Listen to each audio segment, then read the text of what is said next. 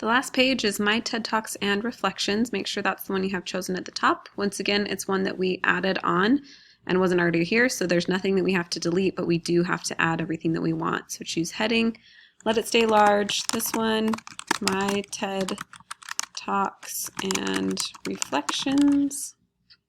Click Save. We need to add element, horizontal line. Add element again, this time heading, medium, mid-year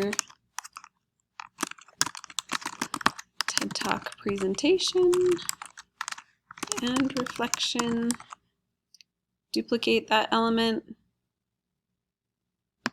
change mid-year to final, and save. I'm going to add element. We're doing columns again. Columns, add element. We want video for both of them.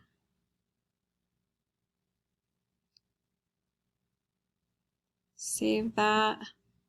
Mouse under, click Edit, Columns, duplicate, edit columns, move it down. Click Save, and that is all for this page for now.